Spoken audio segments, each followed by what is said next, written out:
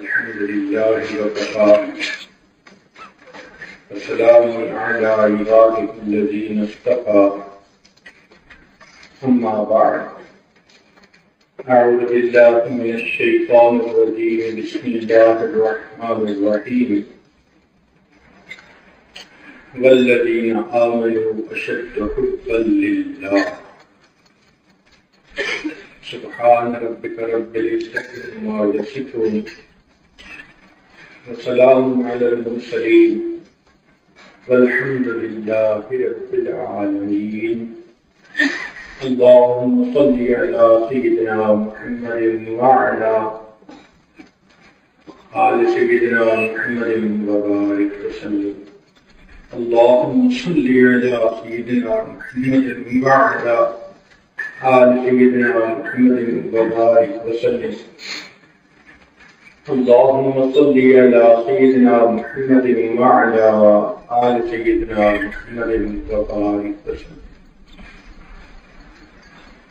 یہ وسیع و عریض کائنات جو ہمارے ارد گرد پھیلی ہوئی ہے،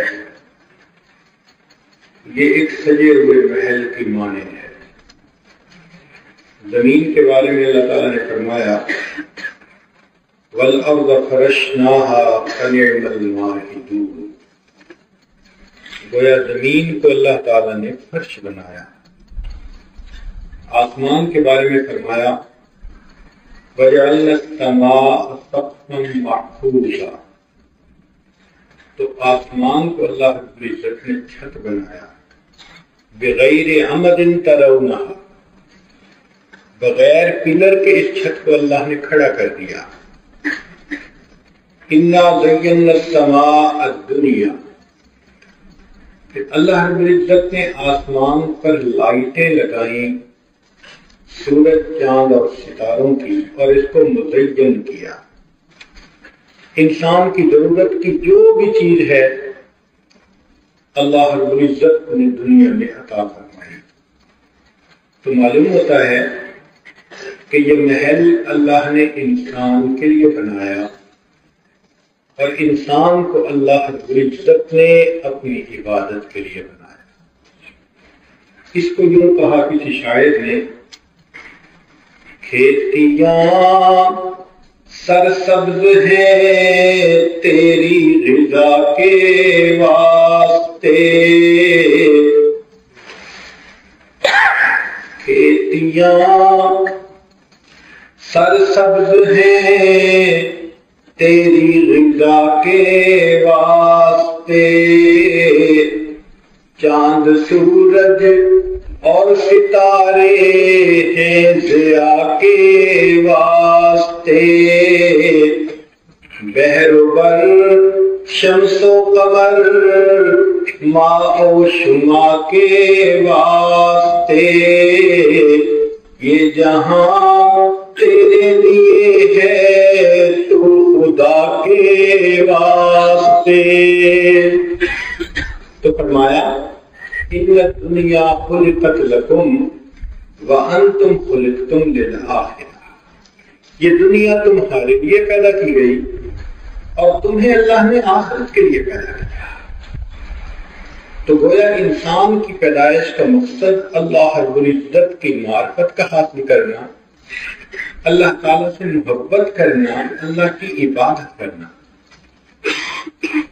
اگر ہم غور کریں تو اس دنیا میں، اس دھرتی میں 4 طرح کی مخلوق ہے. ایک جمادات، پھر اس کے بعد نباتات، پھر اس کے بعد حیوانات، اور اس کے بعد انسان. یہ 4 طرح کی مخلوق ہمیں اپنے گرد پیش نظر آتی ہے. ہر ایک کے نام کا پہلا حرف وہ اس کی خصوصیت کا اشارہ دیتا ہے. مثال کے طور پر جمادات پتھروں کو کہتے ہیں، تو جمادات کا پہلا حرف بنتا ہے جیم، اور جیم سے لفظ بنا جسامت. تو جمادات کی خصوصیت یہ ہے کہ ان میں جسامت ہوتی ہے. پتھروں میں، پہاڑوں میں، زمین میں جسامت موجود ہے. پھر اس کے بعد نباتات. تو نباتات کا پہلا حرف نون بنتا ہے. نون سے لفظ بنا نشو و نما. تو نباتات کے اندر جسامت بھی ہے اور ساتھ نشو و نما کا مادہ بھی ہے. آپ ایک پودے کو لگائیں تو چند سالوں کے بعد درخت بن جائے گا، تو وہ نشو و نما پاتا ہے. پتھر کو رکھیں تو کئی سالوں کے بعد بھی وہی پتھر ہے، اس کا وزن نہیں پڑے گا. تو جمادات میں فقط جسامت ہے، اس سے نباتات افضل ہیں. کیوں؟ ان میں جسامت بھی ہے، ایک مزید خوبی بھی ہے، اس کو نشو و نما کہتے ہیں. پھر حیوانات کو دیکھیں تو حیوانات کے اندر ایک مزید خوبی ہے جو اس کے پہلے حرف سے معلوم ہوئی. پہلا حرف ہے ہا، اور ہا سے لفظ بنا حرکت. تو حیوانات کے اندر جسامت بھی ہے، نشو و نما بھی ہے اور حرکت کا مادہ بھی ہے. چنانچہ بکری کے بچے کو یہاں کھڑا کریں، تھوڑی دیر میں بھاگ کے دوسری جگہ جائے گا، نشو و نما بھی پائے گا. تو اس میں تین خوبیاں ہوئی، جسامت بھی ہوئی، نشو و نما بھی ہوئی اور حرکت بھی ہوئی. اور ایک ہے انسان. اب اس انسان کے اندر نیچے کی تین خوبیاں بھی موجود. اس کی جسامت بھی ہے، یہ نشو و نما بھی پاتا ہے، یہ حرکت بھی کرتا ہے. مگر ایک اضافی صفت ہونی چاہیے جس کی وجہ سے یہ دوسروں سے اعلیٰ، وہ اس کے پہلے حرف سے معلوم ہوگی. پہلا حرف ہے الف. تو الف سے بنا انس. انس کا معنی ہوتا ہے محبت کرنا. تو انسان کے اندر جو اضافی صفت ہے جو اسے باقی مخلوق سے ممتاز کرتی ہے وہ ہے اللہ رب العزت سے محبت کرنا. یہ ایسی صفت ہے جو اس کو فرشتوں سے بھی ممتاز کر دیتی ہے. اس خاک کی مٹھی میں اللہ نے عشق کا ایسا مادہ رکھ دیا کہ اگر یہ اسے اپنے دل کو بھر لے تو یہ اللہ کا محبوب بن جاتا ہے. تو جمادات اس کے اوپر، نباتات اس کے اوپر، حیوانات اور اس کے اوپر انسان. اب ایک اور بات کریں کہ اصول ہے اللہ تعالیٰ کا بنا ہوا ادنا اعلیٰ پہ قربان. ادنا اعلیٰ پہ قربان، جمادات نباتات پہ قربان. آپ نے زمین کے اندر اگر بیج ڈالنا ہے، آپ گہرا ہل چلائیں گے، زمین کے سینے کو چیر دیں گے، کوئی یہ نہیں کہے گا کتنا ظلم کر رہے ہیں جی، زمین پہ اتنا گہرا ہل چلا رہے ہیں. سب کہیں گے کہ مقصد عظیم ہے، یہاں کھیتی کرنی ہے، یہاں بیج ڈالنے ہیں، اس لیے زمین کو تیار کرنا ٹھیک ہے. تو جمادات نباتات پہ قربان. اب وہ جو بیج ہم نے ڈالا وہ زمین سے نیوٹریشن لیتا ہے، تو زمین کی جتنی نیوٹریشن وہ قربان ہو رہی ہے اس کے اوپر. تو جمادات نباتات کے لیے قربان.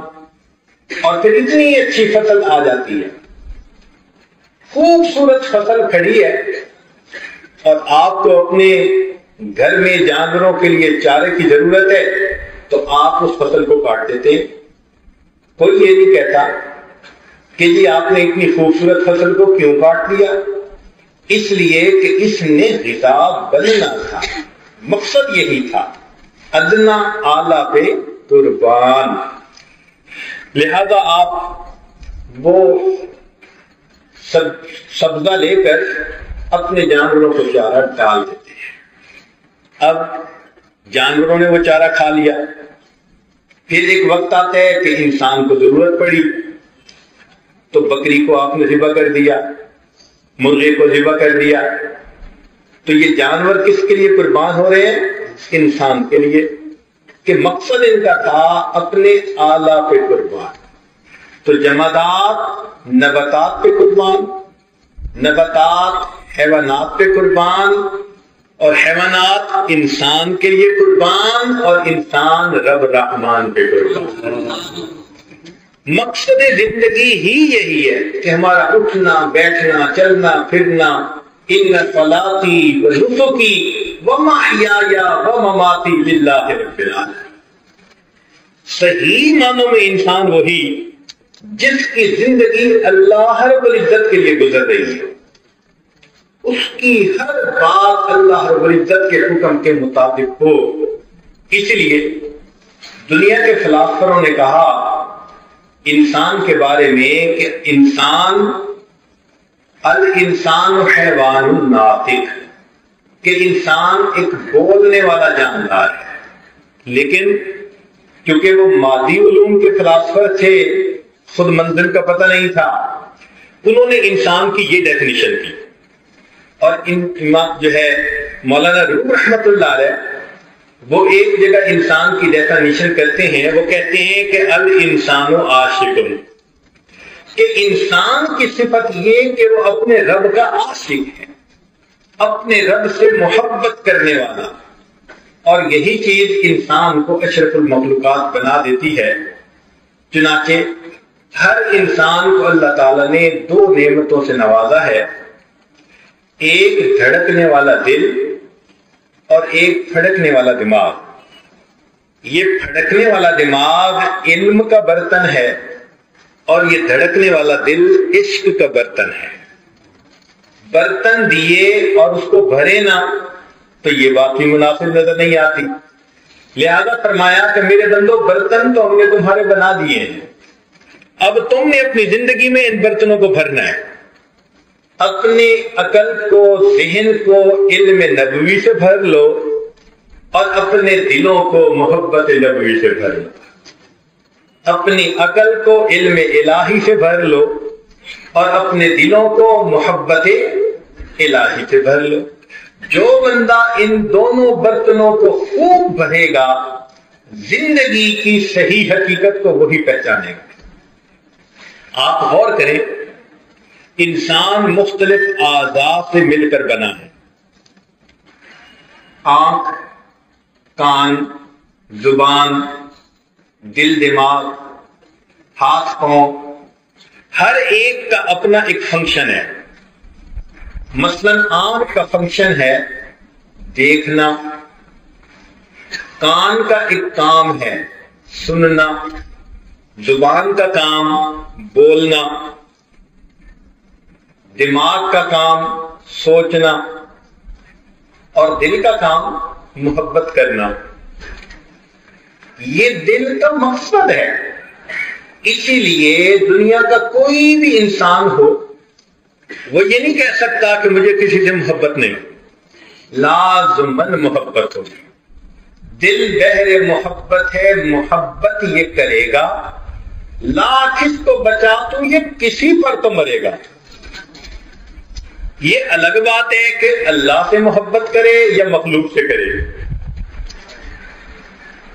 پتھر سے ہو، خدا سے ہو یا پھر کسی سے ہو، آتا نہیں ہے چین محبت کیے بغیر. تو بندہ محبت کے بغیر رہ ہی نہیں سکتا.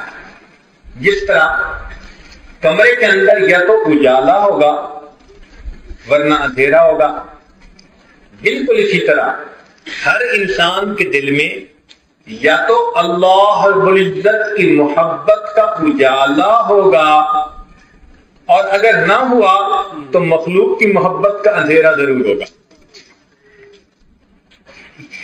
یہ نہیں کہہ سکتے کہ اس میں نہ اجالا نہ اندھیرا، کچھ بھی نہیں ہے، کچھ نہ کچھ تو ہوگا.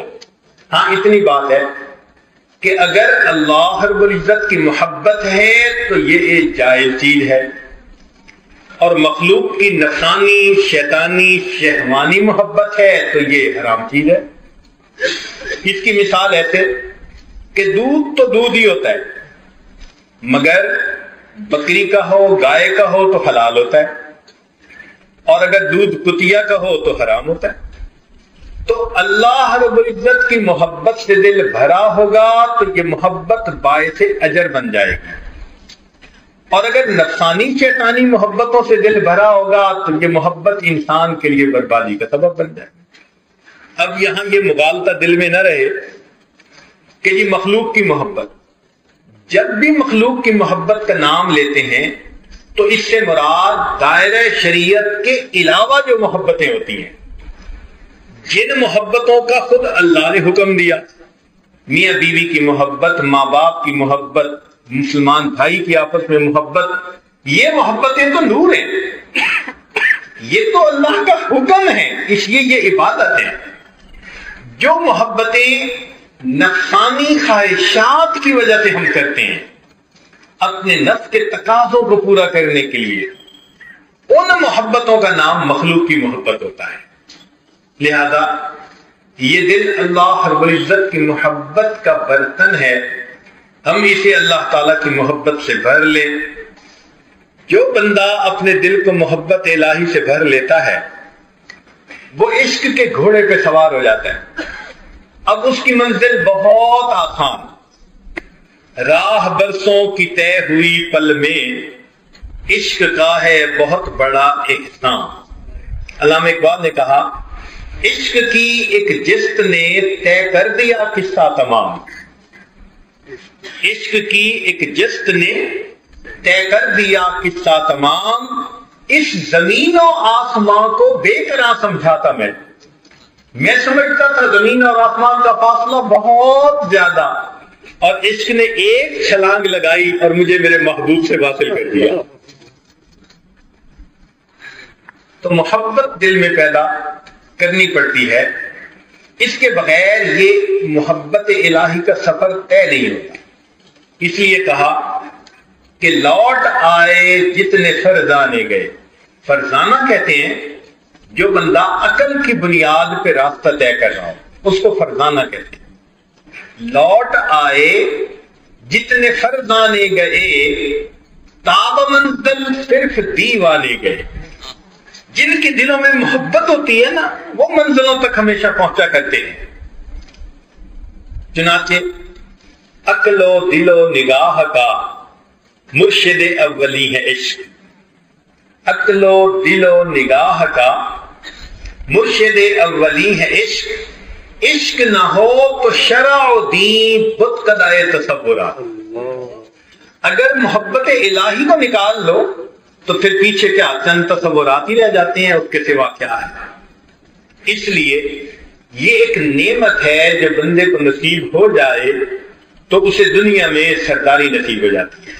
شاعر نے کہا ہر کے عاشق شد جمال ذات را، ہر وہ بندہ جو اللہ تعالیٰ کے جمال کا عاشق بن جاتا ہے، ہر کے عاشق شد جمال ذات را، اوست سید جملہ موجودات را، وہ تمام مخلوقات کا سردار بن جاتا ہے۔ تو ہمیں چاہیے کہ ہم اپنے دل کو محبت الہی سے بھریں۔ محبت کا یہ ایک نتیجہ ہوتا ہے کہ انسان محبوب کی خدمت بے اختیار ہو کر کرتا ہے۔ ان المحب لما یحب مطیع، محب جس سے محبت کرتا ہے اس کو مطیع ہوتا ہے۔ آپ نے گھروں میں دیکھا ہوگا بیٹا ہے چھوٹا، ماں کیسے 24 گھنٹے اس کی خدمت میں لگی ہوتی ہے، نہ اپنے سونے کی پرواہ، نہ کھانے کی پرواہ، نہ آرام کی پرواہ۔ ذرا بچے نے کچھ اشارہ کیا بانگی پھرتی ہے۔ یہ 24 گھنٹے کی ملازمہ کیوں بنی پھرتی ہے؟ محبت کی وجہ، بچے سے محبت ہے۔ جتنی بھی تھکی ہوئی ہوگی، بھوکی پیاسی ہوگی، اور بیٹھے گی ایک لقمہ توڑے گی کہ میں کھانا کھا لوں، اور سویا ہوا بچہ تھوڑی سی آواز کر دے گا سب چھوڑ کے چلی جائے گی۔ اس لیے محبت کی وجہ جو مرضی ہو جائے وہ بچے کا رونا برداشت نہیں کر پاتی۔ تو جب انسان کے دل میں اللہ رب العزت کی محبت آ جاتی ہے پھر اس کو نیکی کرنا، عبادت کرنا، دین پہ چلنا یہ مشکل نظر نہیں آتا، وہ محبت کی وجہ سے چل رہا ہوتا ہے۔ اس کی مثال یوں سوچئے کہ ایک ماں بہت تھکی ہوئی ہے، کہتی ہے میں نے آج سارا دن صفائیاں کروائی اور گھر کو صاف کیا، کپڑے دھوئے، میں بہت تھک گئی ہوں، بس میں نے عشاء پڑھ کے سو جانا ہے۔ وہ عشاء کی نماز پڑھ رہی تھی کہ اتنے میں پردیس میں گیا ہوا جو اس کا جوان بیٹا تھا وہ اچانک سرپرائز دینے کے لیے گھر آ گیا. اب جیسے جوان بیٹے کی آواز سنی سب تھکاوٹیں ختم. اب بیٹے کے ساتھ بیٹھی ہے, کھانا کھلا بھی رہی ہے, کھا بھی رہی ہے, طبیعت پوچھ رہی ہے, حال پوچھ رہی ہے, گھنٹوں جاگ رہی ہے. بیٹی کہتی امی آپ تو کہہ رہی تھی کہ میں بہت تھکی ہوئی ہوں, مجھے مت کوئی آج تنگ کرے, میں نے سونا ہے, نیند کہاں گئی؟ کہے گی بیٹی تیرے بھائی کی آواز سن کے تو نیند ہی ختم ہوگی. جس طرح محبت کی بنا پر تھکی ہوئی ماں بیٹے سے ملاقات کرتی ہے سب تھکاوٹیں ختم ہو جاتی ہیں, اسی طرح بندہ سارا دن کام کاج کر کے تھکا ہوتا ہے, رات کا اندھیرا ہوتا ہے, مصلے پہ قدم رکھتا ہے, سب تھکاوٹیں ختم ہو جاتی ہیں. ہمارے بزرگوں کے بارے میں لکھا ہے کہ اتنی دن میں عبادت کرتے تھے کہ رات سونے کے لیے بستر پہ جاتے تھے تو تھکے ہوئے اونٹ کی طرح گھسیٹ کے پاؤں رکھا کرتے تھے. لیکن وہی تھکے ہوئے لوگ جب مصلے پہ کھڑے ہوتے تھے تو سب تھکاوٹیں ختم ہو جاتی تھی, ان کو رات گزرنے کا پتہ ہی نہیں چلتا تھا. اس لیے کہ دل کے اندر محبت. آپ نے دیکھا ہوگا کہ جن بچوں کو ویڈیو گیم کھیلنے کا شوق رہتا ہے ان کو کہو نا بھائی 1 گھنٹہ کھیل لو, اور 1 گھنٹے کے بعد کہو بھائی بس کرو کہ جی ابھی تو 15 منٹ ہوئے, امی ابھی تو 15 منٹ ہوئے, 1 گھنٹے کا پتہ نہیں چلتا. جس طرح بچے کا دل ویڈیو گیم میں اٹکا ہوا ہے 1 گھنٹہ گزرنے سے بھی پتہ نہیں چلتا, ہمارے اکابر کا یہی حال تھا. اللہ کی محبت میں دل ان کا اس طرح اٹکا ہوتا تھا رات کے گزرنے کا پتہ بھی نہیں چلا. سیدہ فاطمہ زہرا رضی اللہ تعالی عنہا کا واقعہ ہے. سردیوں کی لمبی رات, چنانچہ 2 رکعت کی نیت باندھی.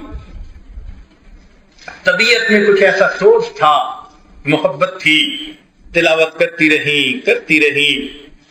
جب سلام پھیرا تو دیکھا کہ یہ تو صبح صادق کا وقت قریب ہے, تو دعا کے لیے ہاتھ اٹھائے اور دعا مانگنے لگی, اللہ میں نے تو 2 ہی رکعت کی نیت باندھی تھی, تیری راتیں کتنی چھوٹی ہیں, میری 2 رکعت میں تیری ساری رات ختم ہو گئی. ان کو راتوں کے چھوٹا ہونے کا شکوہ رہا کرتا تھا. دل چاہتا تھا کہ اور زیادہ اللہ کی عبادت کرے. چنانچہ اگر کہیں دل اٹکا ہوا ہو کسی کا اور ادھر سے فون کال آ جائے اور اس وقت دوسرا بندہ کہے جی میں نے آپ سے بات کرنی ہے, تو بوجھ لگتا ہے کہ مجھے یہ کال کیوں بند کرنی پڑی. صحابہ رضی اللہ عنہم کا حال بالکل ایسے تھا. چنانچہ 2 صحابی تھے, نبی علیہ السلام نے ان کے ذمہ کام لگایا. اب ان میں سے ایک نے کہا کہ ساری رات جاگنا ہے, میں سو جاتا ہوں, آدھی رات آپ جاگیں, پھر آپ سو جانا میں جاگوں گا. اب جو جاگ رہے تھے ان کو محسوس ہوا کہ جو کام میرے ذمہ لگایا ہے وہ کرنے کا وقت آ گیا. چنانچہ انہوں نے اپنے ساتھی کو جگایا اور کہا کہ میں سورہ کہف پڑھ رہا تھا, اگر مجھے اپنے فرض منصبی میں کوتاہی کا ڈر نہ ہوتا تو میں آج سورہ کہف کو مکمل پڑھے بغیر سلام نہ دے. تمنا ہوتی تھی. یہ محبت ایسی عجیب چیز ہے کہ انسان مصلے پہ کھڑا ہوتا ہے اس کا دل نہیں چاہتا سلام دے. مولانا یحییٰ رحمۃ اللہ علیہ لمبا سجدہ کرتے تھے. کسی نے کہا کہ حضرت اتنا لمبا سجدہ؟ فرمانے لگے ہاں, جب میں سجدہ کرتا ہوں تو مجھے یوں محسوس ہوتا ہے کہ جیسے میں نے اپنے آقا کے قدموں پہ سر رکھ دیا, سر اٹھانے کو دل نہیں چاہتا. یہ کیفیت ہوتی ہے پھر انسان کی. تو دل میں اگر محبت ہو تو پھر انسان کو ان عبادات میں لذت ہی عجیب ہوتی. اس کو ایک شاعر نے ذرا عجیب انداز سے بیان کیا. آپ اپنے گھر کسی مزدور کو لائیں اور اس کو کہیں کہ بھئی یہ پتھر توڑنے, تو وہ مزدور تیشہ ہتھوڑا مارتا رہے گا, پتھر توڑتا رہے گا, لیکن اس کا انٹرسٹ نہیں ہے.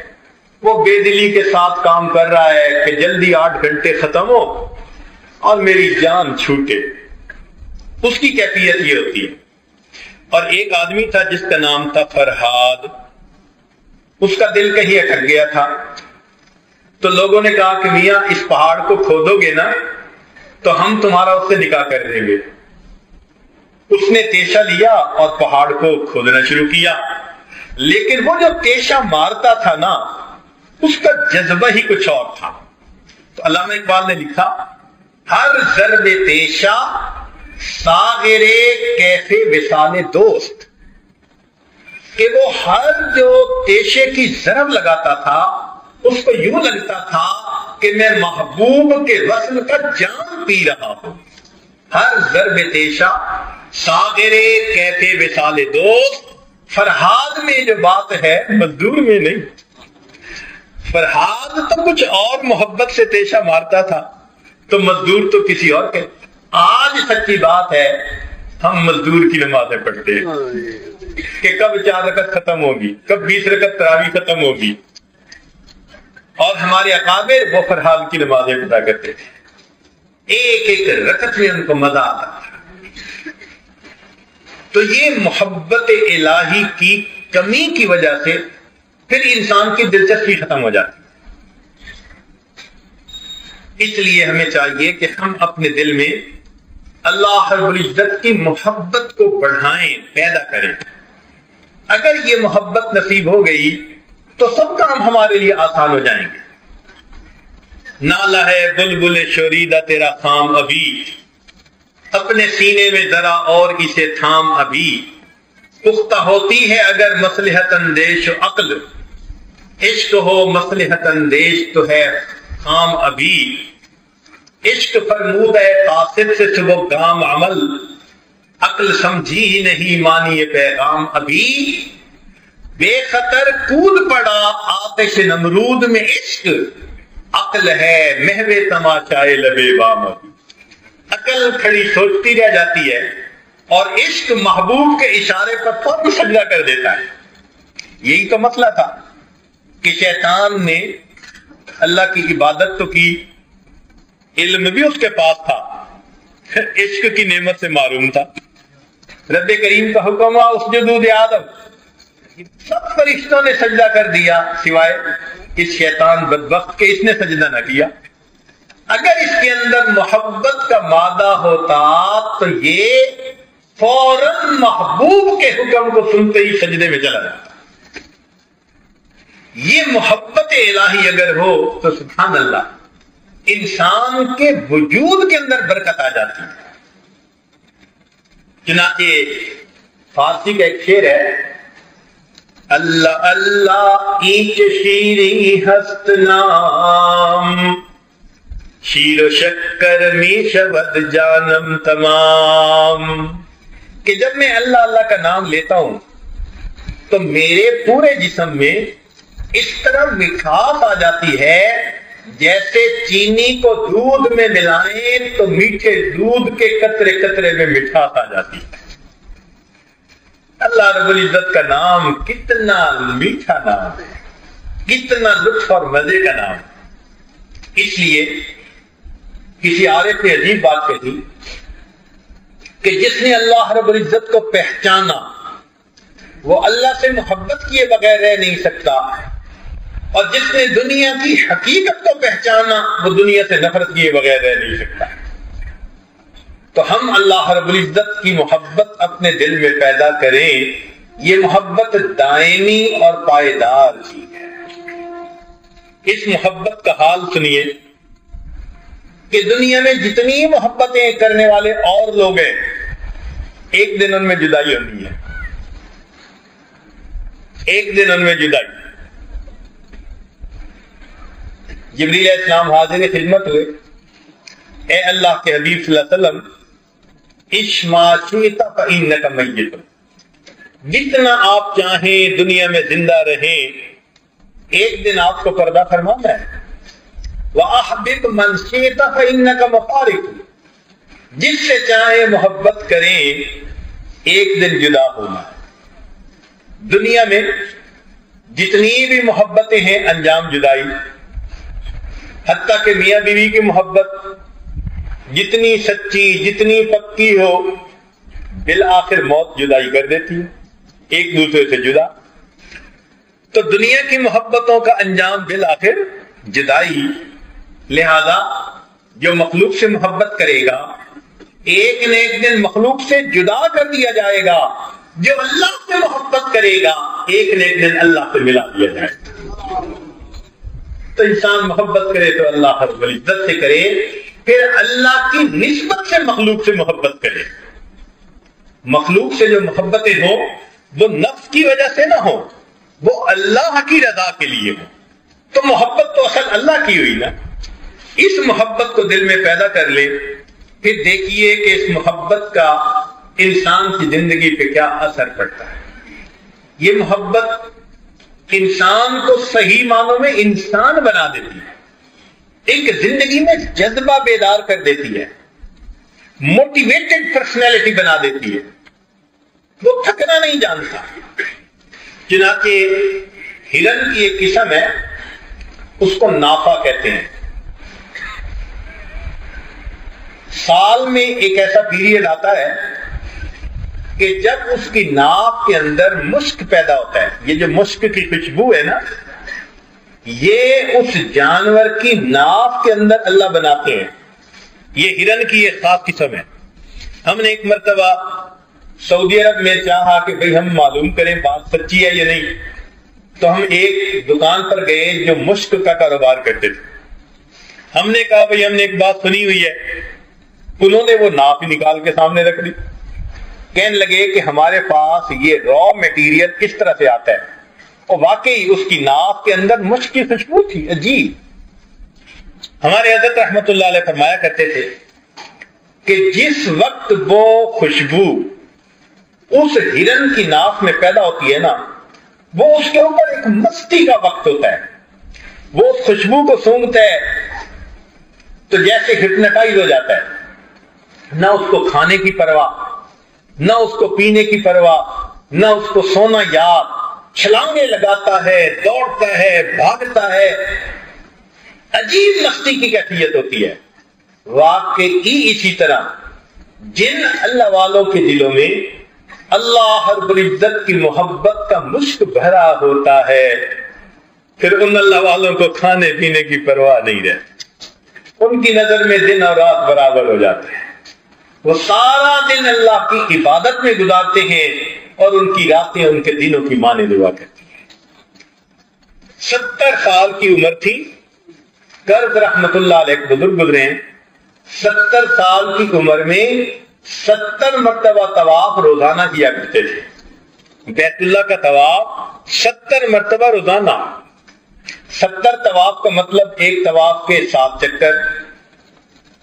تو کتنے بن گئے؟ 490 چکر لگانے. علماء نے لکھا ہے قریب ترین لگاؤ تو بھی 12 کلومیٹر کا سفر بنتا ہے. پھر ہر طواف کی 2 رکعت واجب الطواف. تو 70 ضرب 2 140 رکعت. اب 140 رکعت نفل پڑھنا، ذرا اندازہ لگائیے. اگر کبھی رمضان کی کسی رات ہم ہمت بھی کریں نا تو مشکل سے 10 رکعت پڑھنے لگتے ہیں تو گھٹنے جواب دینے لگ جاتے ہیں، کمر میں درد ہونی لگ جاتی ہے. میں اپنے دوستوں سے کہا کرتا ہوں کہ 10 رکعت کے بعد پھر رکوع سے اٹھتے ہوئے سمے اللہ کی بجائے کوئی اللہ نکل رہی ہوتی ہے. تو 10 رکعت پڑھ کے ہمارا یہ حال. وہ بزرگ 140 رکعت نوافل طواف کے پڑھتے تھے، باقی سارے دن کی عبادت اس کے علاوہ تھی. 70 سال کی عمر میں اتنی عبادت کیسے کر لیتے؟ ہم نے زندگی میں ایسے بزرگوں کو دیکھا ہے جن کا معمول تھا کہ وہ ایک قرآن مجید روزانہ پڑھا کرتے تھے. مجھے اپنی زندگی میں 2 اساتذہ ایسے ملے ہیں الحمدللہ. ہم ان کو دیکھتے تھے ہر وقت قرآن ان کی زبان پہ، بس ان کے ہونٹ حرکت کر رہے ہوتے تھے اور کسی ٹینشن کے بغیر، کسی اظہار کے بغیر بڑے پرسکون طریقے سے وہ گھر کے کام بھی کرتے تھے. وہ شاگردوں کو پڑھاتے بھی تھے، کھاتے بھی تھے، پیتے بھی تھے. مگر اس کے بعد ہر وقت ان کی زبان پہ قرآن.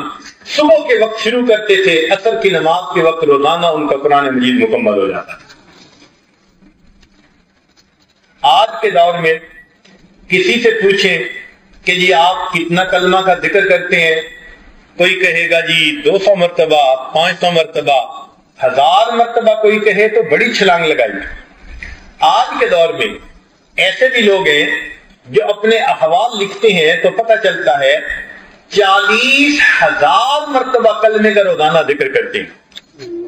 ایسے نوجوان ہیں رمضان المبارک کے 30 دنوں میں 30 مرتبہ قرآن مجید مکمل کرتے ہیں۔ ان نوجوانوں میں یہ جذبہ کیسے آ جاتا ہے؟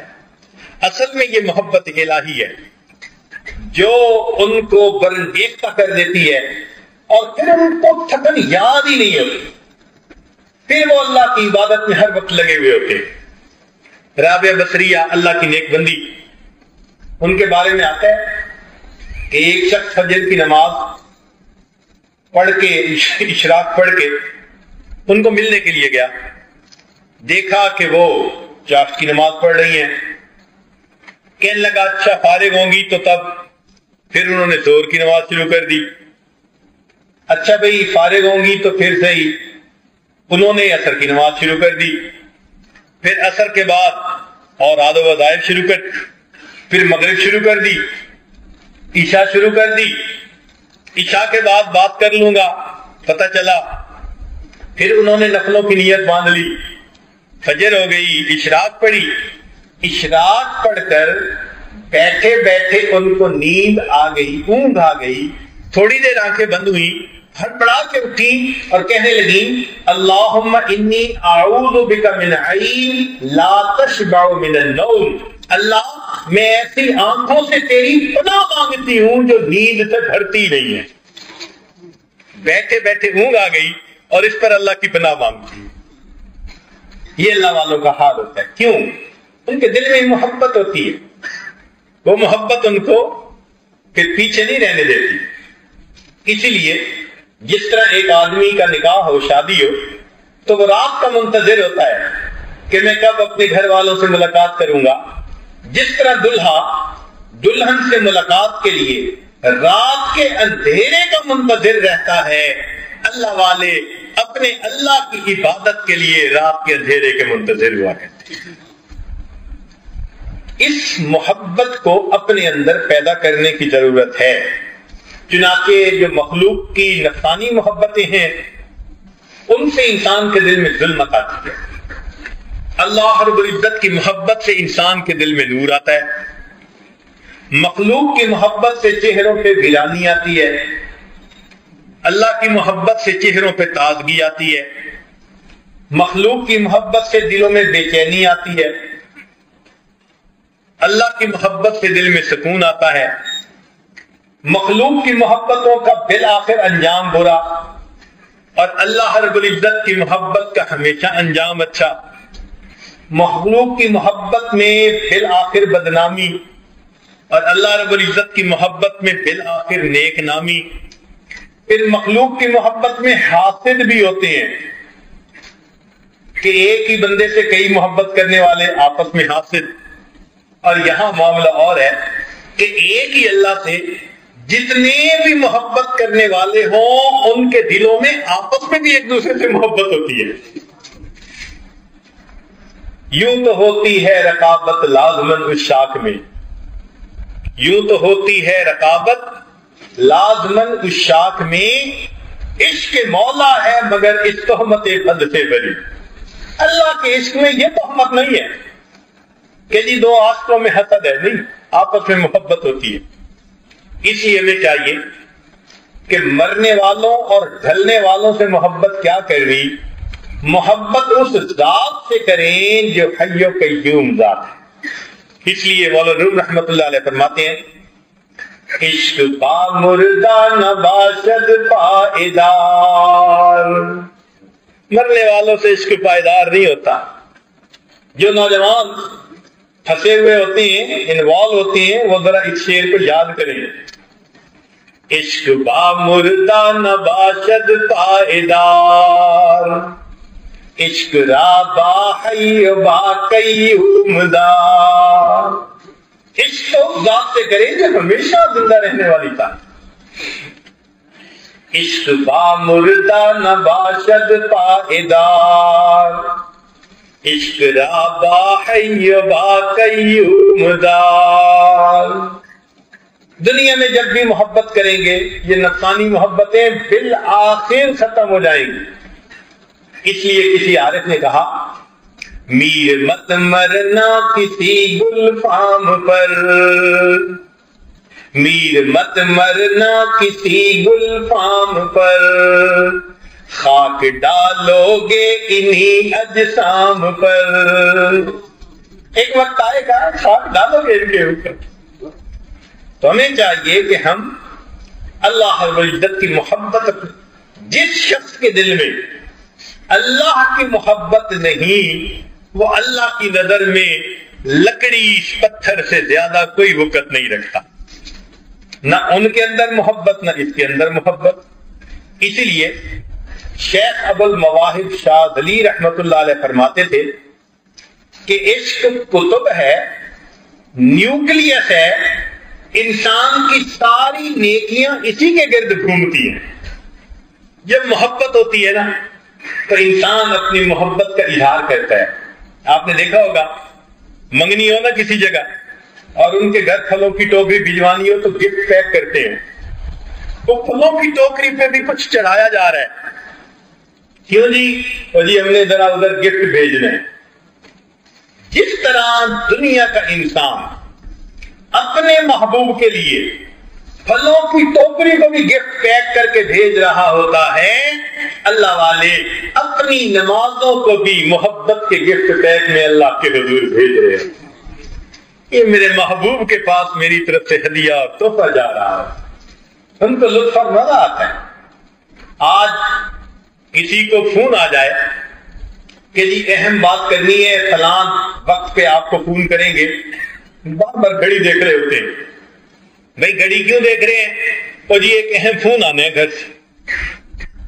جس طرح فون پہ بات کرنے کے لیے انتظار رہتا ہے، اللہ والوں کو نماز کے وقت اپنے پروردگار سے ہم کلامی کے لیے اسی طرح نماز کا انتظار رہا کرتا ہے۔ وہ ظہر پڑھتے ہیں تو پھر عصر کا انتظار، وقت دیکھتے ہیں کب وقت آئے گا عصر کا، عصر پڑھتے ہیں تو مغرب کا انتظار، مغرب پڑھتے ہیں تو عشاء کا، عشاء پڑھتے ہیں تو فجر کا، اسی انتظار میں ان کی، اور پھر 5 نمازوں سے ان کا دل نہیں بھرتا۔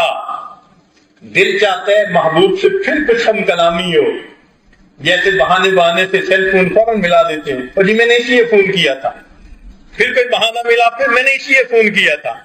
اصل میں تو ملاقات سننی ہوتی ہے، اور جی میں نے تو آواز سننی تھی فون کیا۔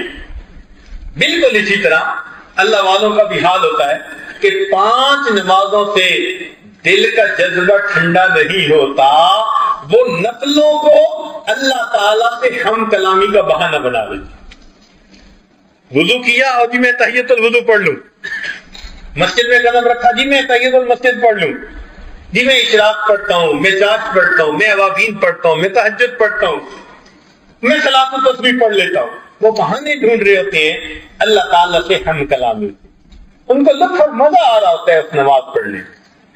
لیکن ایک نابالغ بچہ جس طرح بلوغ کی لذتوں سے واقف نہیں، وہ حیران ہوگا اگر اس کو کوئی کہے کہ مجھے گھر جانے کا کتنا انتظار ہے۔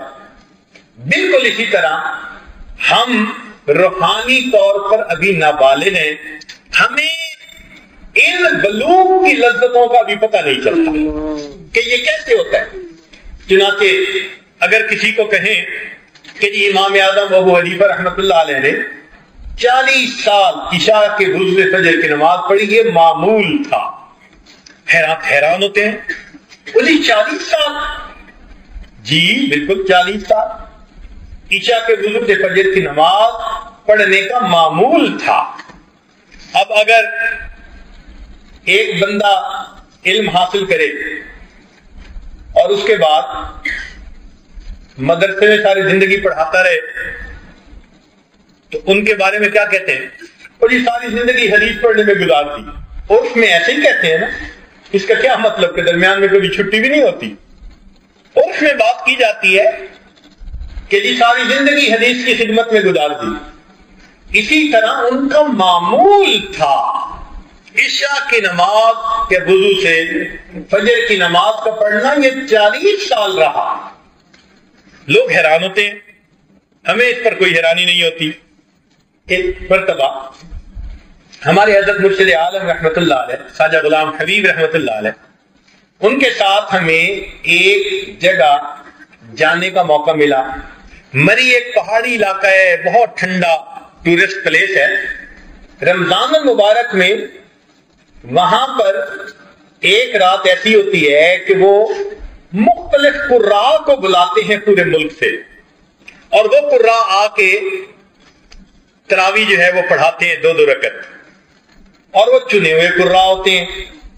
اس جگہ کی ایک عجیب خوبی کہ اس وقت تقریباً 42 سال اس جگہ پر قراء کو تراوی پڑھاتے گزر گئے، آج تک اس مصلے پر کسی کو متشابہ نہیں لگا۔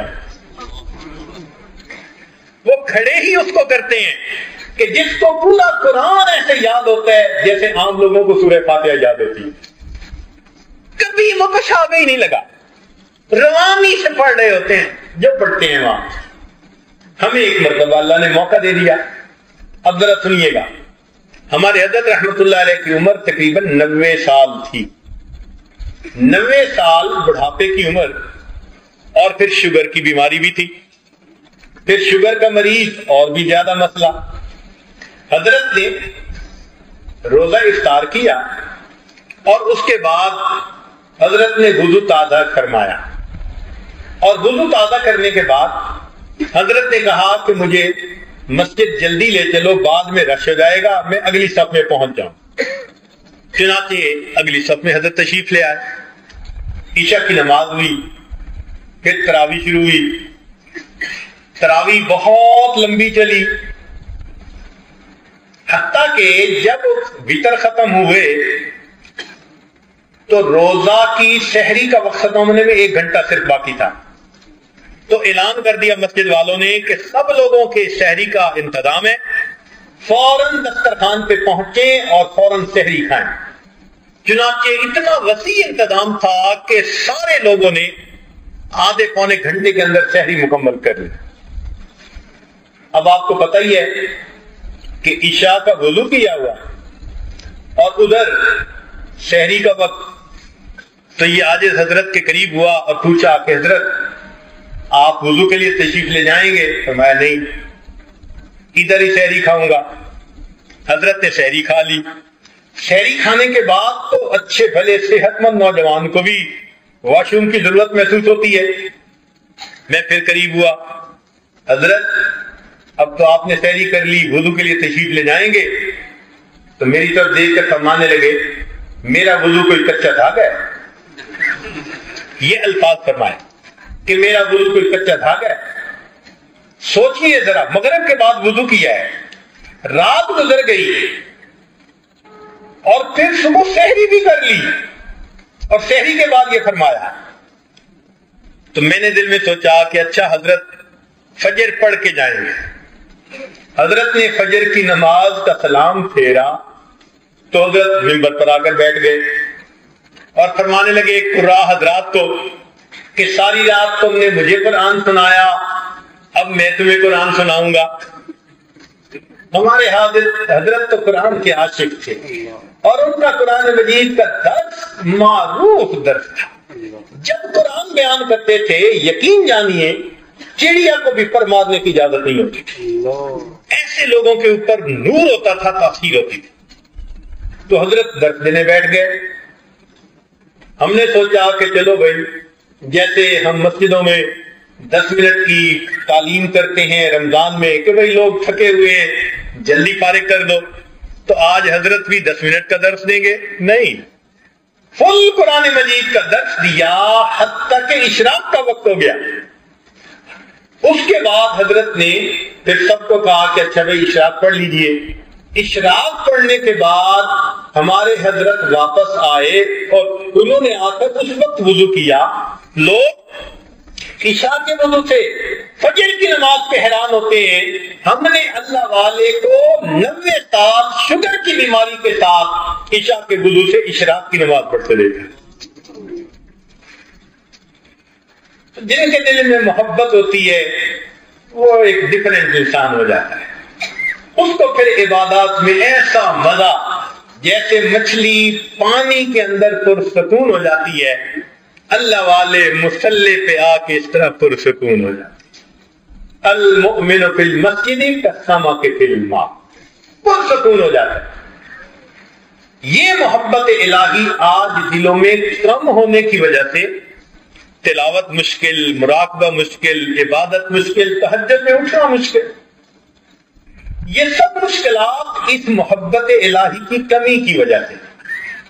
دیکھیں، ایک پودے کے اندر ڈی ہائیڈریشن ہو جائے نا تو اس کے پھل بھی مرجھا جائیں گے، پتے بھی، وہ خود بھی. اور ایک پودا بالکل تر و تازہ، کیوں؟ اس کو پانی صحیح مل رہا ہے. آج محبت الہی کی ڈی ہائیڈریشن ہوئی ہے، نماز کو دل نہیں چاہتا، صبح اٹھنا چاہتے ہیں، فجر میں آنکھ نہیں کھلتی. چنانچہ وہ احباب جو کہتے ہیں جی میری تو کمر میں درد ہے حضرت، فجر کی نماز میں مجھ سے نہیں اٹھا جاتا، جو یہ کہتے ہیں نا، ٹھیک فجر کے 1 گھنٹے بعد جب ان کو کاروبار کے لیے جانے کا وقت ہوتا ہے نا، اس وقت نہا کے ناشتہ کر کے وہ ایسے بھاگے جا رہے ہوتے ہیں جیسے ان کے اندر جاپانی سیل فٹ کر دیا کسی نے. اب کمر کی درد کدھر گئی بھائی؟ تو محبت کی بات ہے، دل کاروبار میں اٹکا ہوا ہے، روز کے لاکھوں کماتے ہیں، بھاگے جا رہے ہیں. اگر اللہ کی محبت دل میں ہوتی تو تہجد کے وقت جاگنے سے کوئی روک نہیں سکتا. اسی حدیث پاک میں آتا ہے جب رات کا آخری وقت ہوتا ہے 3 طرح کے فرشتوں کی جماعت ہوتی ہے. اللہ تعالیٰ ایک جماعت کو فرماتے ہیں کہ جاؤ فلاں فلاں فلاں وہ میرے ناپسندیدہ بندے ہیں، میں نہیں چاہتا کہ یہ اس وقت میرے سامنے کھڑے ہوں، ان کو تھپکی دے کے سلاؤ، یہ میرے پیاروں کے جاگنے کا وقت ہے، یہ نہ جاگ سکیں. چنانچہ فرشتے آتے ہیں اور تھپکی دے کے سلا دیتے ہیں کہ بھئی آپ کو اجازت نہیں ہے اس موقع پہ اٹھنے کی، وہ مالک الملک تمہاری شکل نہیں دیکھنا چاہتے. اس لیے جب تہجد کا دا ہو تو یوں سوچے، یہ نہیں کہ میں نے نہیں پڑھی، یہ سوچے شاید وہ میری شکل دیکھنا پسند نہیں، تبھی تو کھڑا نہیں ہونے دیا. سلا دیتے ہیں سب کو. پھر دوسری جماعت فرشتوں کی فرمایا کہ جاؤ فلاں فلاں میرے بڑے مقبول محبوب بندے ہیں، محبت کرنے والے، ان کو جگاؤ تاکہ وہ اٹھیں، میرے سامنے سجدے کریں، ہاتھ اٹھائیں، میں ان کی مرادوں کو پورا کر دوں. ان کو فرشتے جگا دیتے ہیں، تھکے ہوئے ہوتے ہیں، تہجد کے وقت یہ آنکھ کھل جاتی ہے، ان کے اندر کوئی الارم فٹ ہوتا ہے، وہ فرشتے جگا دیتے ہیں، تہجد پڑھ لیتے ہیں. اور پھر تیسری جماعت کے بارے میں حدیث پاک میں فرمایا کہ وہ اللہ کے مقرب بندے ہوتے ہیں، بیماریاں والے، بڑھاپے والے، اللہ کے مقبول بندے، زندگی انہوں نے دین کی دعوت میں، عبادت میں گزار دی ہوتی ہے. اللہ فرماتے ہیں اچھا یہ میرا بندہ عبادت کرتے کرتے اب اس بڑھاپے کی عمر کو پہنچ گیا، فرشتوں جاؤ جا کر ان کی کروٹ بدل دو، یہ چاہیں گے تو لیٹے رہیں گے، چاہیں گے تو جاگ جائیں گے، میں ان کے جاگنے پہ بھی راضی، میں ان کے سونے پہ بھی راضی. تو جب اللہ رب العزت کی محبت دل میں ہو تو پھر تہجد میں اٹھنا کوئی مشکل کام نہیں ہوتا. اس لیے شیخ ابو المواہب شاذلی رحمت اللہ علیہ فرماتے ہیں کہ عشق کتب ہے، یعنی اللہ رب العزت کی محبت یہ نیوکلیس ہے اور اس کے گرد سب عبادتیں گھومتی ہیں. جتنی یہ محبت مضبوط ہوگی ہر چیز اپنی اپنی جگہ پہ کام کرتی رہے گی. لہذا یہ محبت نہ ہو تو انسان نماز کو حاکم کی بیگار سمجھ کے پڑھتا ہے، اور جب یہ محبت ہو تو انسان نماز کو سبب لقائے یار سمجھ کے پڑھا کرتا ہے. آج اس محبت کو دل میں بڑھانے کی اور پیدا کرنے کی ضرورت ہے. اسی حضرت مجذوب رحمۃ اللہ علیہ نے عجیب شعر فرمایا، بندگی سے ہمیں تو مطلب ہے، بندگی سے ہمیں تو مطلب ہے، ہم ثواب و عذاب کیا جانے، بندگی سے ہمیں تو مطلب ہے، ہم ثواب و عذاب کیا جانے، کس میں کتنا ثواب ملتا ہے، عشق والے حساب کیا جانے۔ عشق والے تو محبت میں نماز پڑھ رہے ہوتے ہیں، اسی لیے یہ محبت عجیب۔ علامہ سیوطی رحمۃ اللہ علیہ نے الاتقان میں ایک عجیب بات لکھی ہے، وہ فرماتے ہیں کہ آدم علیہ السلام کو اللہ رب العزت نے 20 مرتبہ میسج بھیجا، جبریل علیہ السلام کے ذریعے وحی بھیجی۔ ادریس علیہ السلام کی طرف جبریل علیہ السلام 4 مرتبہ نازل ہوئے، نوح علیہ السلام کی طرف 50 مرتبہ آئے، ابراہیم علیہ السلام کے پاس 42 مرتبہ آئے، موسیٰ علیہ السلام کے پاس 400 مرتبہ، عیسیٰ علیہ السلام کے پاس 13 مرتبہ، اور اللہ رب العزت نے اپنے پیغام بر کو اپنے حبیب صلی اللہ علیہ وسلم کے پاس 24,000 مرتبہ بھیجا، 24,000 میسجز۔ اور پھر نبی علیہ السلام کی محبت کا یہ حال تھا کہ جبرائیل کے آنے کی انتظار رہتی تھی تو آسمان کی طرف دیکھتے تھے کہ جبرائیل کب آ رہے ہیں میرے آقا کا پیغام لے کے۔ فرمایا میرے محبوب آپ محبت میں اوپر کی طرف دیکھتے ہیں، قد نرا تقلب وجهک فی السماء، آپ آسمان کی طرف دیکھتے ہیں، ہم محبت سے آپ کے پیارے چہرے کو دیکھ رہے ہیں۔ یہ محبت کا تعلق ہی عجیب ہوتا ہے۔ 24,000 مرتبہ پیغام آیا، دل نہیں بھرا، حل میں مزید اور زیادہ اور زیادہ۔ تو انسان جتنی عبادتیں کرتا ہے اس کو کچھ نظر ہی نہیں آتی، وہ چاہتا ہے کاش میں اور زیادہ عبادت کرتا۔ اس لیے قرآن مجید میں اللہ تعالیٰ ارشاد فرماتے ہیں والذین آمنوا اشد حبا للہ، کہ ایمان والوں کو اللہ تعالیٰ سے شدید محبت ہوتی ہے۔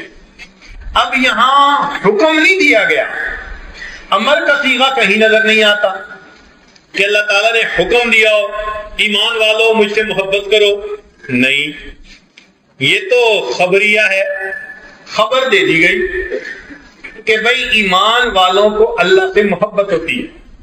تو مفسرین نے نقطہ لکھا کہ اس میں مسئلہ کیا، تو انہوں نے نقطہ یہ لکھا کہ دیکھو جو حسین ہوتے ہیں نا وہ کسی کو کہتے نہیں ہے کہ ہم سے محبت کرو، وہ اتنا کہتے ہیں کہ پتہ ہونا چاہیے کسی کو کہ ہم کتنے حسین ہیں، وہ ہم سے محبت کیے بغیر رہ ہی نہیں سکتا۔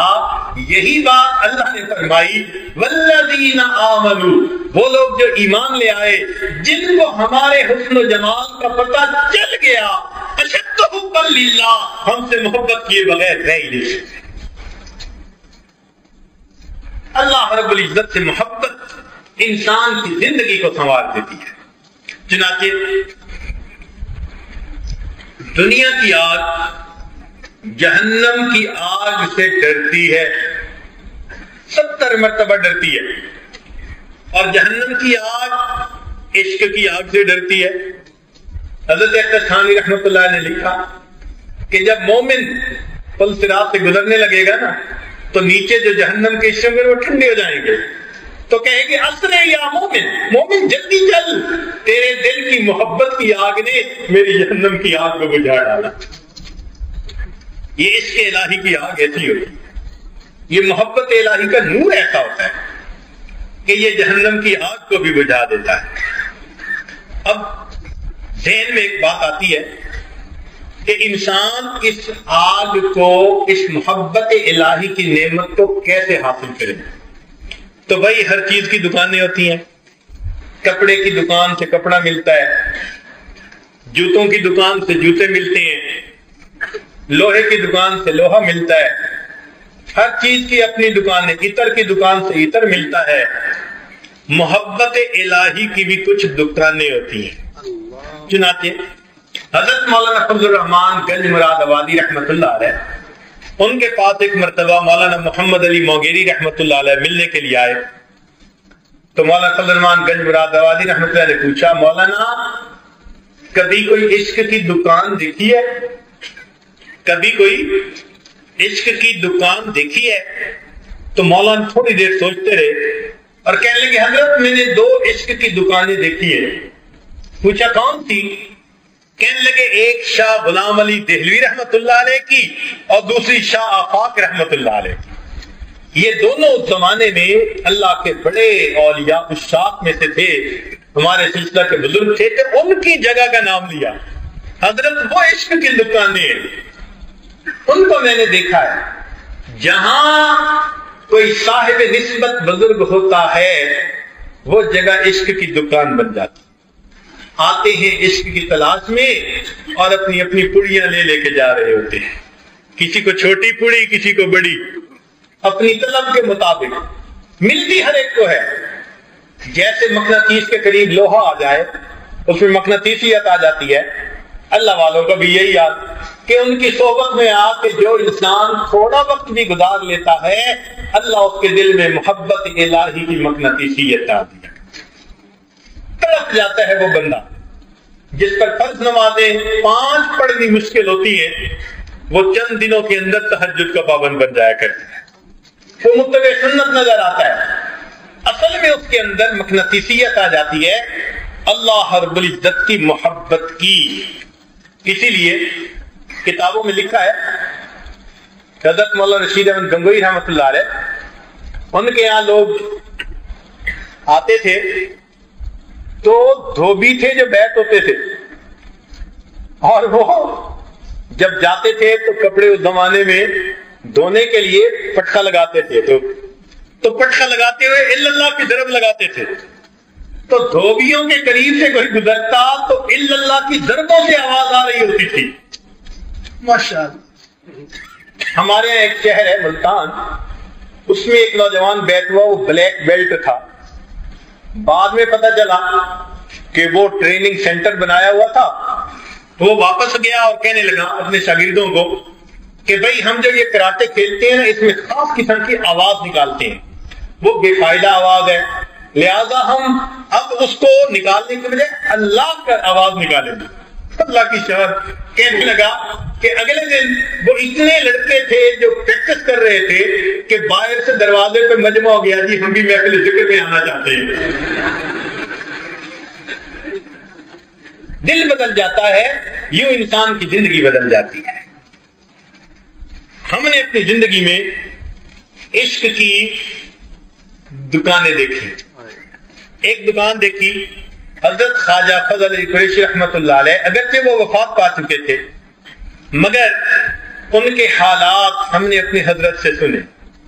دیہاتی علاقہ، کھانے کو بھی کچھ نہیں ہوتا تھا، وہاں دسترخوان بچھانے کے لیے نہیں ہوتا تھا، حضرت لائن میں بٹھا دیتے تھے بچوں کو، جو لوگ آتے تھے، اور ان کو کہتے تھے کہ سنت کے مطابق بیٹھ جاؤ، اور ان کی ران کے اوپر روٹی رکھ دیتے تھے، اور کوئی جگہ ہی نہیں تھی، اور گڑ کی ڈلی دے دیتے تھے، گڑ کے ساتھ خشک روٹی، یہ وہاں روز کا کھانا ہوتا تھا، صبح و شام خشک روٹی گڑ کے ساتھ، یہی کچھ دے سکتے تھے، اور کئی دن گڑ بھی نہیں ہوتا تھا۔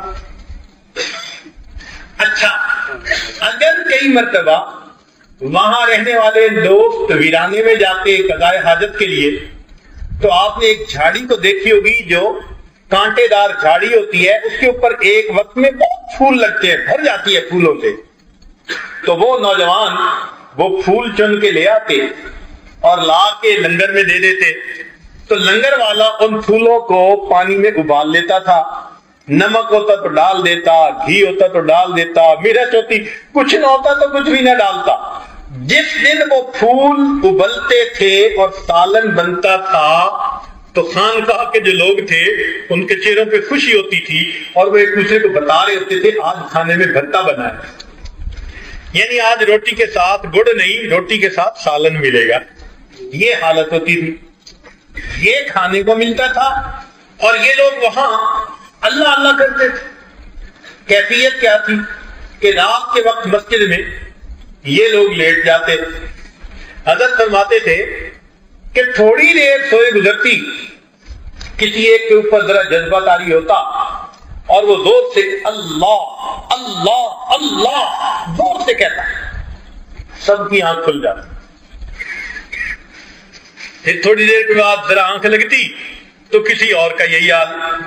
فرماتے تھے ہماری وہاں ساری رات اسی طرح سوتے جاگتے گزر جاتی، مگر جس کو دیکھتے تھے اسی پر ذکر کی عجیب کیفیت ہوتی تھی. ایک مرتبہ مسجد میں دو بوڑھے بیٹھے ہیں اور ایک بوڑھا دوسرے کو پکڑ کے یوں جھنجھوڑتا ہے اور دوسرا بوڑھا اس کو پکڑ کے جھنجھوڑتا ہے.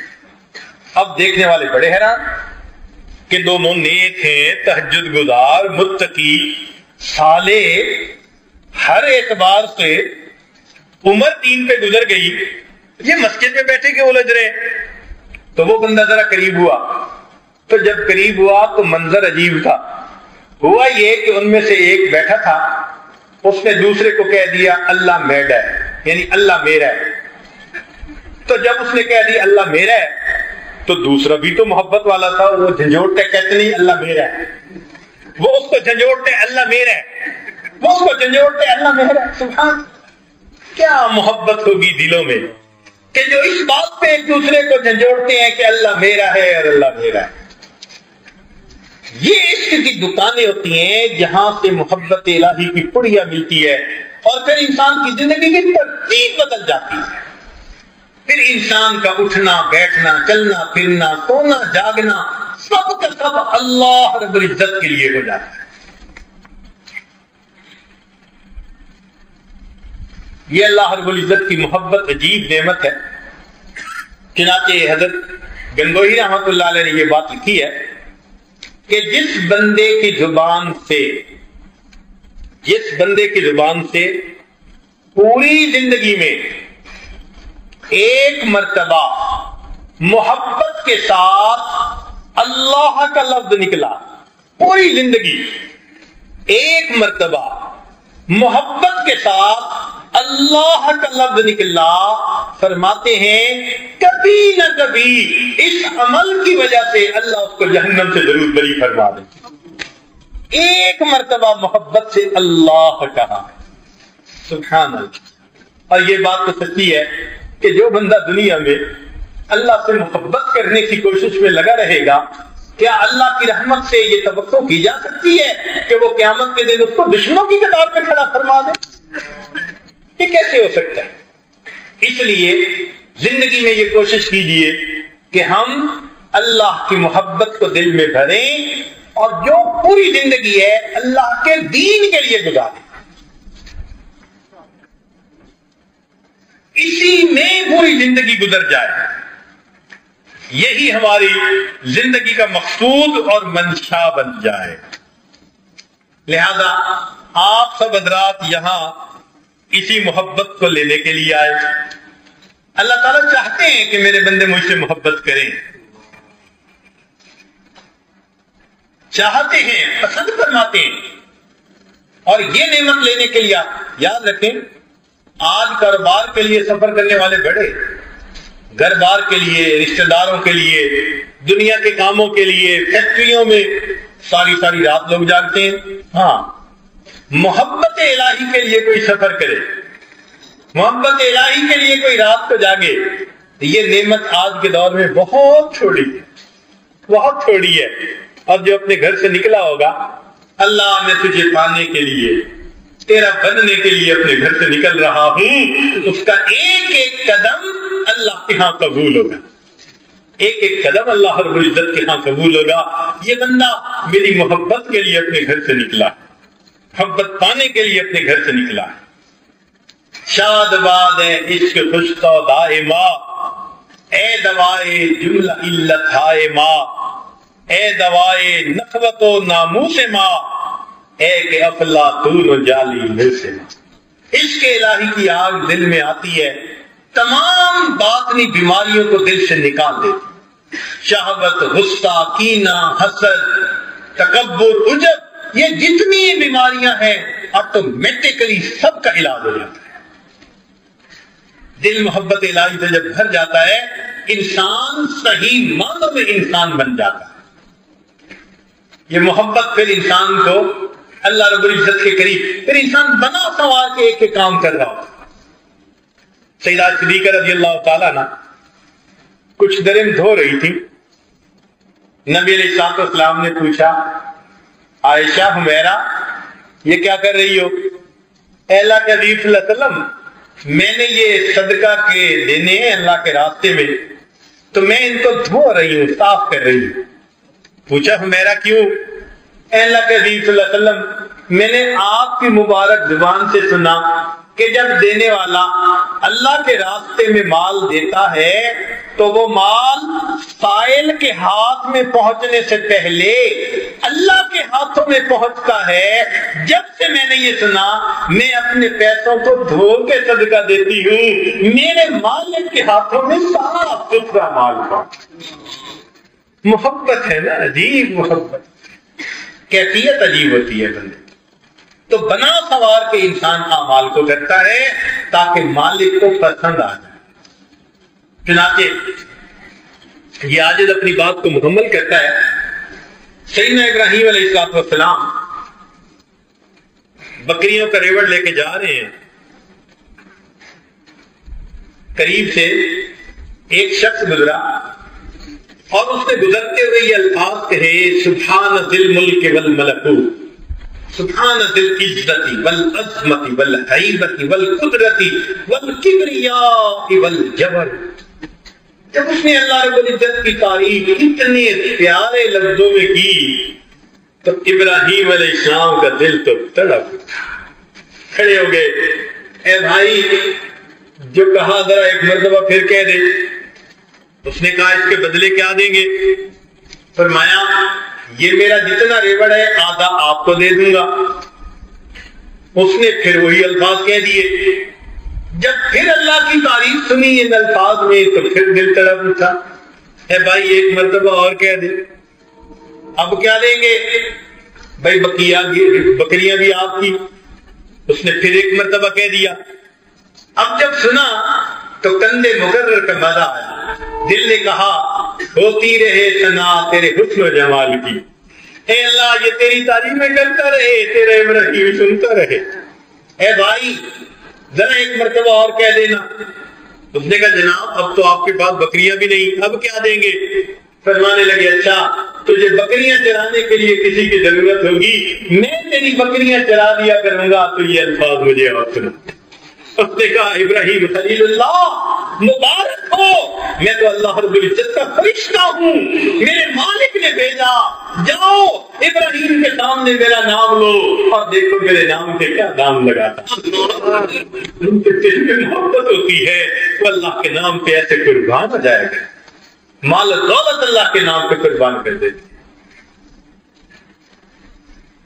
مالک ابن دینار رحمۃ اللہ علیہ فرماتے ہیں میں اپنے گھر سے باہر نکلا، گرمی کا موسم، اتنی سخت گرمی تھی کہ لوگ بھی گھروں میں، جانور بھی درختوں کے سائے کے نیچے، پرندے بھی اپنے گھونسلوں میں. باہر سورج آگ برسا رہا تھا. مجھے ضروری کام تھا تو مجھے نکلنا پڑا. میں جب گلی میں نکلا تو میں نے دیکھا کہ ایک اپاہج بندہ ہے، ٹانگوں سے معذور ہے اور وہ زمین کے اوپر اپنے ہاتھوں سے گھسٹتا آ رہا ہے. کہہ رہے جب میں نے قریب جا کے دیکھا تو پورا پسینے میں نہایا ہوا اور اس کی سکن جو تھی نا وہ ریڈ ہو چکی تھی جیسے سورج نے جلا دی اس کے سکن، اور وہ آگے آگے بڑھ رہا ہے. میں نے سلام کیا. میں نے پوچھا کہ نوجوان اس گرمی میں تو کہاں جا رہا ہے؟ اس نے کہا میں نے حج کا ارادہ کیا ہے، اللہ کے گھر کی طرف جا رہا ہوں، اس لیے سفر میں ہوں. میں نے کہا کہ تھوڑی دیر میرے ہاں آرام کر لو. اس نے کہا جناب مجھے تو سفر کرنے میں ٹائم لگتا ہے، آپ تو پاؤں سے آرام سے چلتے ہو، میں تو انچ بائی انچ گھسٹ کے چل رہا ہوں. مجھے ڈر ہے کہ ایسا نہ ہو کہ میں راستے میں رہ جاؤں اور ایام حج آ جائیں، میری حج نکل جائے، تو میں رکوں گا نہیں. فرماتے ہیں کہ میں نے اسے ایک سجیشن دی. میں نے کہا کہ میرے گھر میں آرام کر لو, میں سواری کا بندوبست کر دیتا ہوں, تم شام کو سوار ہو کے اپنا سفر سہولت سے طے کر لو. کہنے لگے جب میں نے یہ الفاظ کہے تو اس نوجوان نے میری طرف دیکھا, کہنے لگا مالک ابن دینار, میں تو تمہیں بہت عقل مند سمجھتا تھا, تم نے بات کیسی کی, میں حیران کیا ہوئی غلطی مجھ سے. کہنے لگا مالک ابن دینار ذرا سوچو, اگر کوئی غلام اپنے ناراض مالک کو منانے کے لیے جائے تو بتاؤ اسے گھسٹ کے جانا اچھا لگتا ہے یا سواریوں کے سوار ہو کے شام سے جانا اچھا لگتا ہے؟ لیکن میں حیران ہو گیا, یہ نوجوان کتنی عاجزی کے ساتھ اپنے مالک کو منانے کے لیے جا رہا ہے.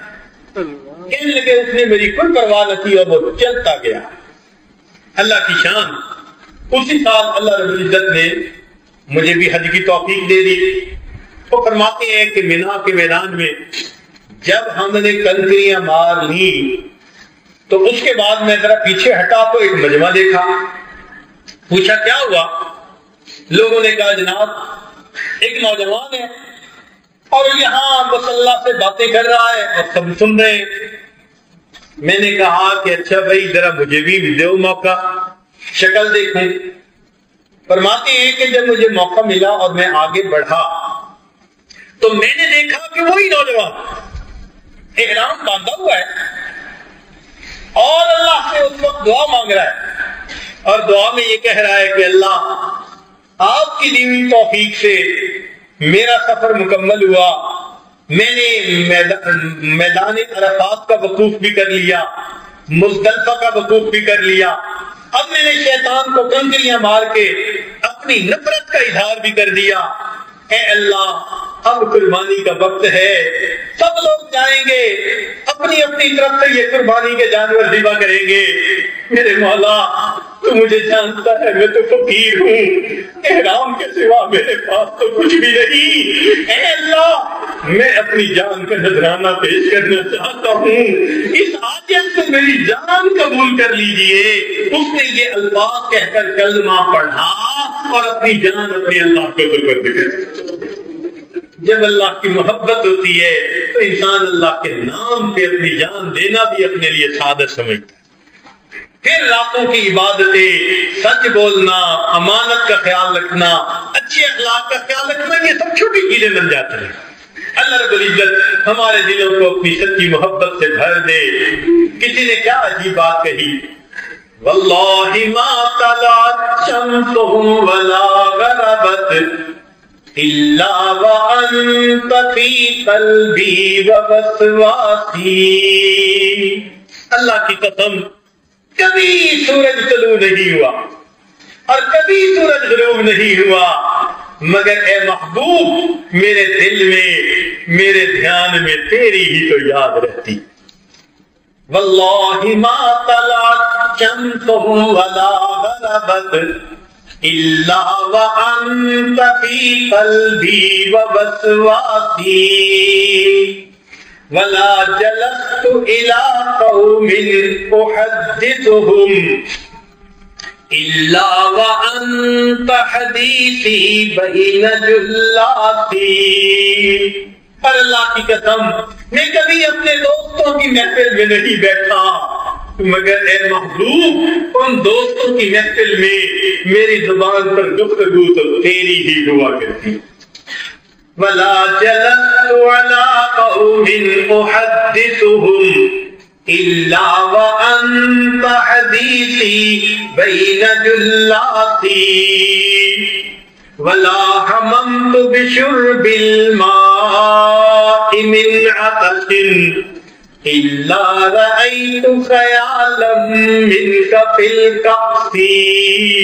پر اے محبوب میں نے کبھی پیاس کی شدت کے عالم میں پانی کا پیالہ نہیں پیا مگر اس پانی میں تیری تصویر ہی تو ڈھونڈ رہا ہوں.